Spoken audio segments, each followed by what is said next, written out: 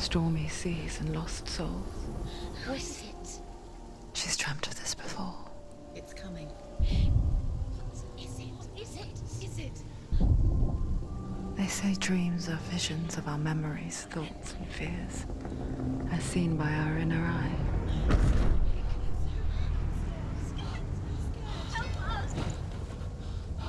But what if each one of us is always dreaming, even when awake? And we only see what our inner eye creates for us.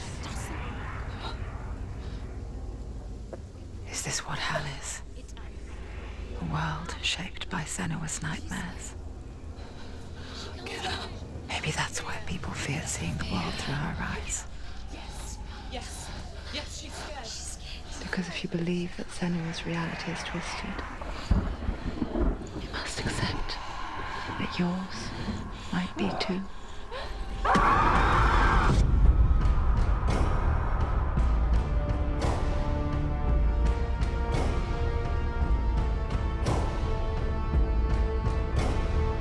Hellblade: Senua's Sacrifice is a video game about Senua, a Celtic warrior on a vision quest into Viking territory.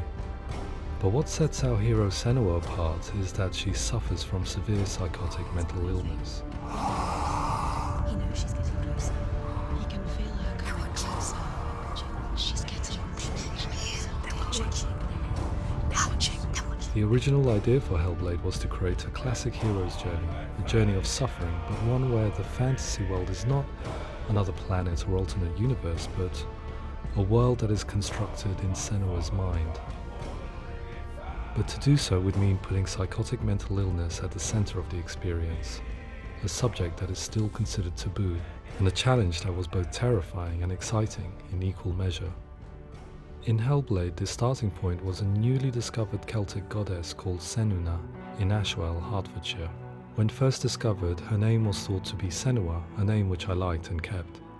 I wondered if Senua might have been a Celtic warrior like Boudica who stood up to the Romans. While the Romans had conquered all of Europe, there was a group of Celts up in the furthest reaches of the Roman Empire that could not be conquered, the Picts.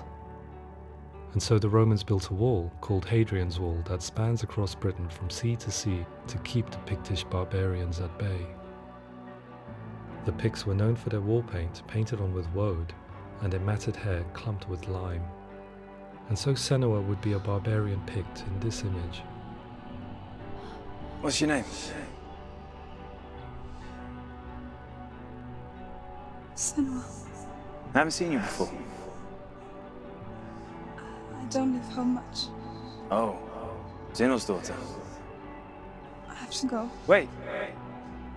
Orkney is off the coast of Scotland and was inhabited by the Picts, steeped in history and mystery, and so I made Orkney Senua's home and set the stage for a crisis.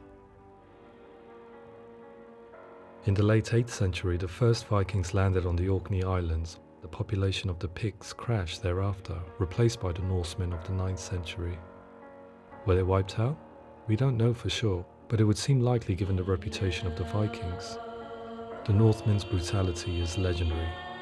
High-ranking leaders and chieftains of the tribes they conquered were often offered as sacrifice to their gods. The most brutal of these sacrifices was known as the Blood Eagle. I imagine Senua as a young female warrior who returns home from exile to find her partner, Dillion, brutally sacrificed to a Norse god by these hellish warriors from a faraway land. I imagine the horror of this moment and how it would have dragged her deep into mental torment.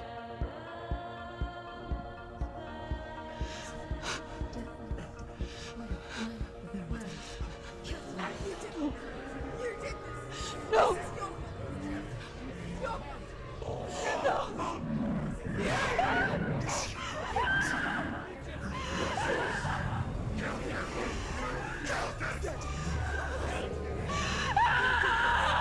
I came to learn that the Celts had a sophisticated and nuanced perspective on the nature of mental disorder. One term they used was gelt. A gelt is a man or woman who has been driven mad by a curse, battle trauma, or grief. The gelt would take to a life in the woods in search of penance, punishment, and purgation. And so Senua became a gelt, cursed by darkness, looking for redemption in the wilds. Another word the Celts used in reference to mental disorders was druth, meaning fool, or Liar. one who utters the words of God.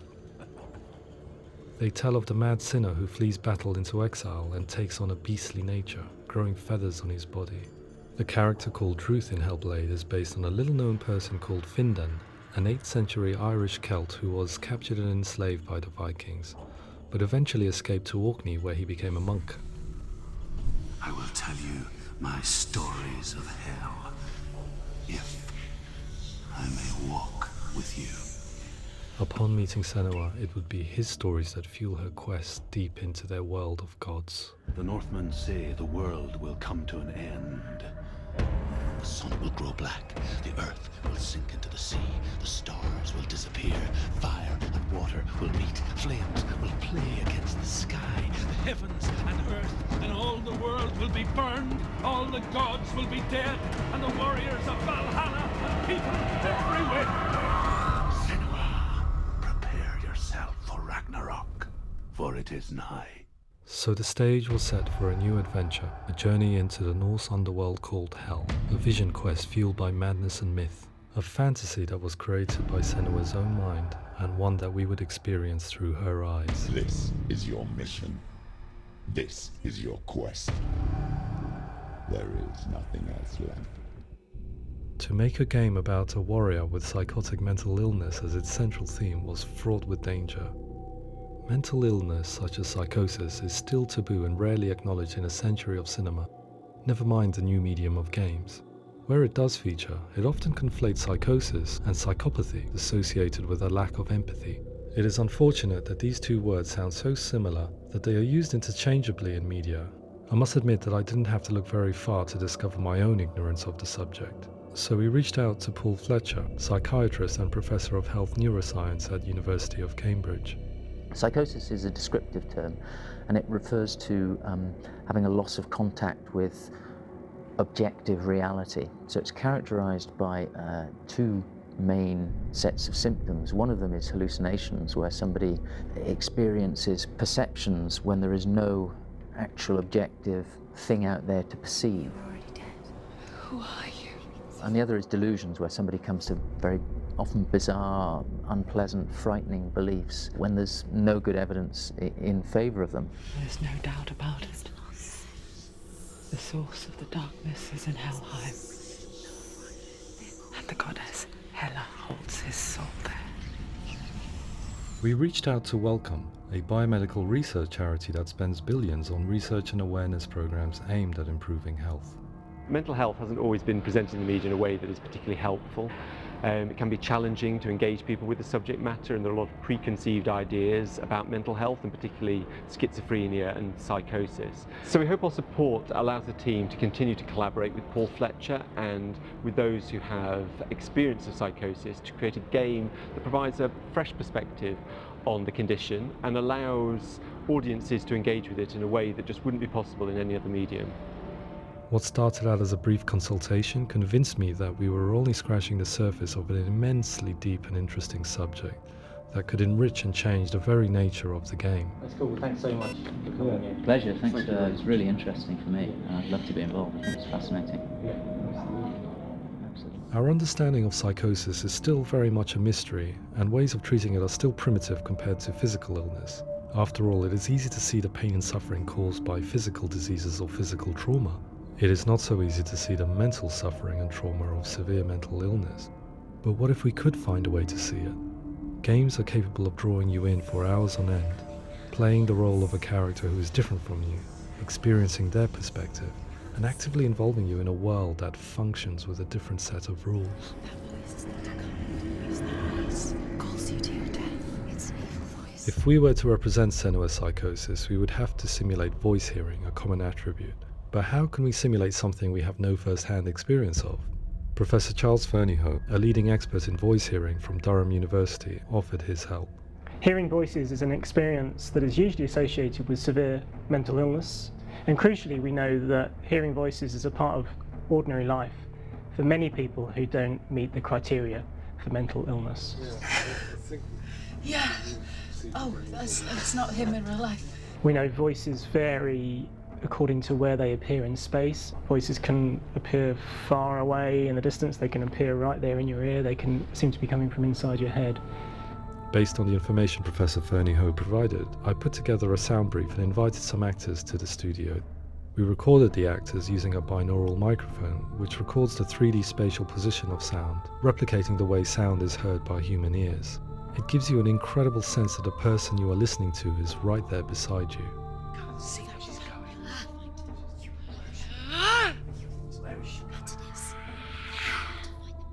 Rachel Waddingham from the Voice Collective came to our studio with 2 young voice hearers to speak to our team. We talked at length about their experiences and they listened to our tests, giving us feedback on how we could improve on it. Everyone hates her. She's cursed. It's very hard to represent what this experience is like, partly because it's such a personal, intense, emotional experience. It's testament to how Ninja Theory have been listening to what the researchers are saying, but also, crucially, listening to the experts by experience. What they've come up with is so compelling. It's by far the best representation I've heard of what these experiences are like.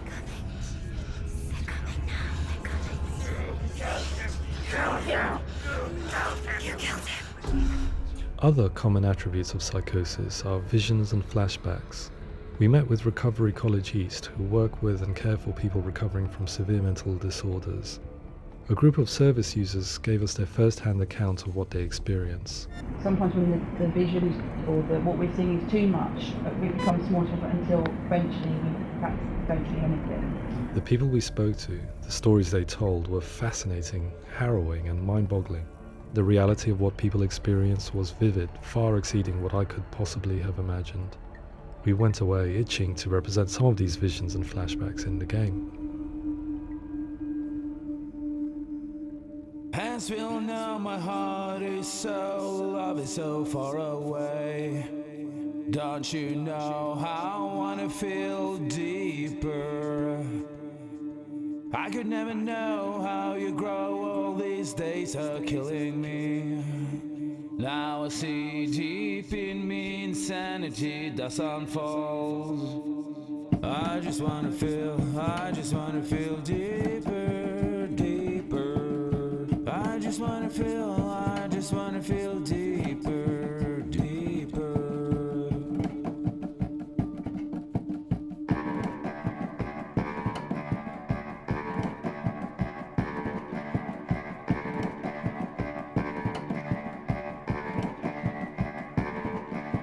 Hands will know my heart is so, love is so far away. Don't you know how I wanna feel deeper? I could never know how you grow, all these days are killing me. Feel like this, read like this, I just wanna live, that's all. I just wanna feel deeper, deeper. I just wanna feel deeper, deeper.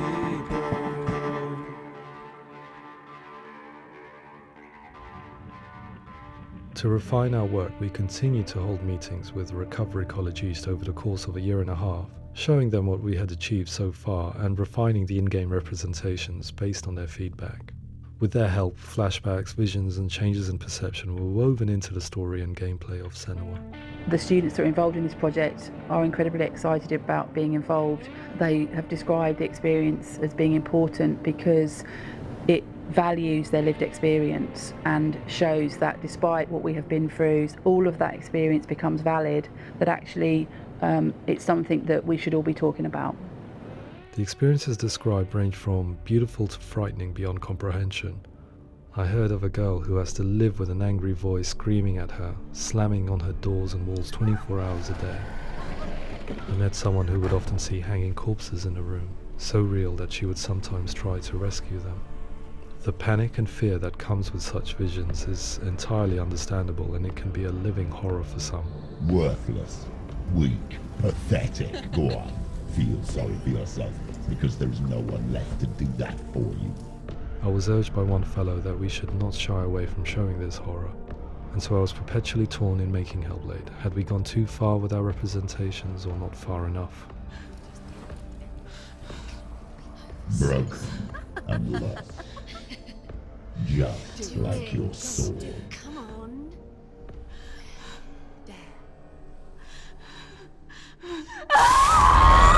In some ways, voice hearing and visions were the low-hanging fruit, so to speak. There's another aspect of psychosis that is much harder to explain, but one that I think video games are uniquely able to represent, which are often called delusions. People begin to see patterns in the world. They begin to link things that most people wouldn't link. Most of the things that we might think would be coincidence or, not worth commenting on. Nevertheless, that might have a particular salience or importance for them. One individual described how everyday words, sounds, colours and objects were steeped in meaning to him, forming a strange and sinister puzzle that he was determined to solve but could not quite get to the bottom of. It's not just brain dysfunction. It's not like the system shut down. It's actually an incredibly creative process. The person creates a world populated with voices and phantasms and terrors, and they're completely immersed in it. They believe in it. We often invite people into the studio to play the game. In one of our playtests, they played through much of the game, making associations between runes, secret messages, and the threat of darkness that stalked them. There are many things that happen in the world of Hellblade that make perfect sense within the context of Senua's mind. The dark rot that's killing her slowly from within, the secret runes of the gods that block her path to Helheim, and strange associations that exist in the game to confuse you. To complete Senua's quest, you have to internalize and accept the logic and meaning behind these things to progress. Afterwards, they said that they didn't see much evidence of mental illness in the game. People with delusions of all sorts would argue the same thing, that they are not aware of their experience being abnormal in any way. I need this sword. It's important. Representing perception changes and thinking patterns within Hellblade gives us a set of symptoms common in psychosis. But people with lived experience were keen to emphasize another point, that it is wrong to define a person by their symptoms. Quite often, the illness comes not from the symptoms, but from the stigma, isolation and mistreatment that comes about from the rest of society. They say that I'm cursed. What if they're right? I needed someone to portray Senua, someone who could believably internalize her suffering.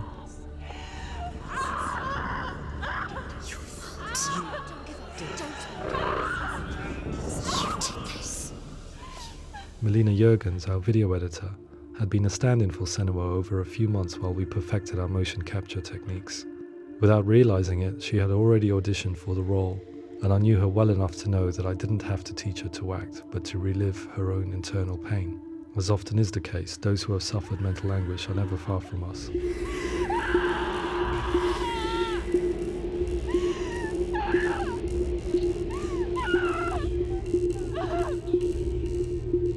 My hope is that by creating a compelling and aspirational character in Senua who feels very much real, albeit in a fantasy setting, we can provide a lens into her reality, a different one to yours, and this is where storytelling comes into play. I imagined her life based on common threads in real people's lives. She was always prone to psychosis as a child. Her mother Galina also heard voices and had visions, so perhaps there was a genetic aspect. Or perhaps it was cultural, as she lived within a world without science, of gods and a superstition, as exemplified by her druid father Zimbal. Psychosis developed in her late teens to early 20s and was exacerbated by stigma and isolation at the hands of the clansmen and her father. This darkness. It's spreading. The trauma of seeing her lover Dillian sacrificed tips her over the edge, making her remodel her reality around a concept that connects everything: the darkness. So the question is, what Senua experiences real? Can only be answered by saying, yes, it is real. It is her reality. All of her suffering will have been for nothing. It's just a matter of time. Towards the end of the project, service users and professionals that had collaborated with us were invited to see the near-final game. It was a chance to see if the game had reflected their views or if it had misrepresented them. For me, being involved in especially developing Senua's character has been really important, and being able to bring in my perspective and what I see and what I hear, and having that built into the game has been a real privilege. It's gritty and it's meaty, and there are some tough subjects in there that are being tackled with honesty.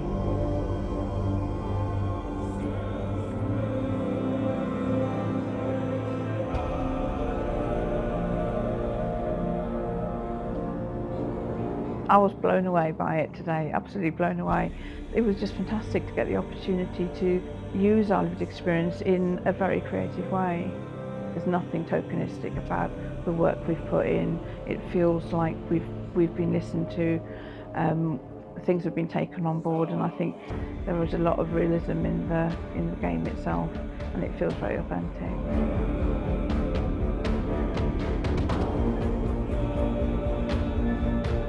Hellblade will give people a good experience of what it's like to hear voices and have those experiences.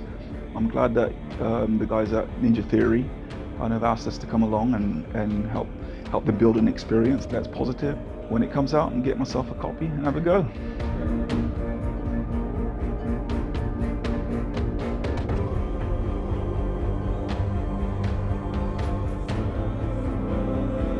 I think all the way through I was really inspired by how the conversations have translated into the game in a way that I think I didn't imagine was possible. So wonderful, really wonderful.